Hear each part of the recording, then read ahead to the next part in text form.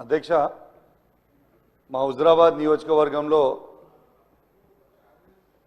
Kalvala project అని మానకొండూరు కాన్స్టిట్యున్సీలో వస్తుంది. బార్డర్లో దాని కింద ఆయకట్టు 6-7 ఎకరాలు వస్తుంది. దాన్ని 2023లో భారీ వర్షాలతో పడ్డప్పుడు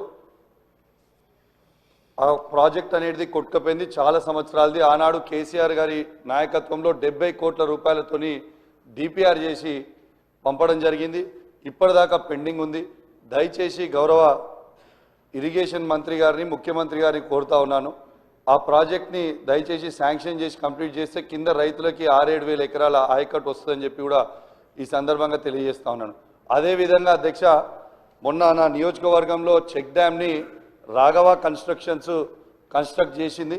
కాంట్రాక్టర్ తనుండే దాన్ని బాంబు పెట్టి పేల్చేయడం జరిగింది. ఎట్లయితే మేడిగడ్డను బాంబు పెట్టి పేల్చిండ్రో ఇవాళ తనుగుల చెక్ డ్యామ్ని కూడా బాంబు పెట్టి పేల్చిండ్రు. అది నేను చెప్పింది కాదు అధ్యక్ష, అది నేను చెప్పింది కాదు, ఏఈ గారే సభ్యులు చెప్పిన అంశాన్ని నోట్ చేసుకోవడం జరిగింది. కొత్త ప్రభాకర్ రెడ్డి గారు అధ్యక్ష అధ్యక్ష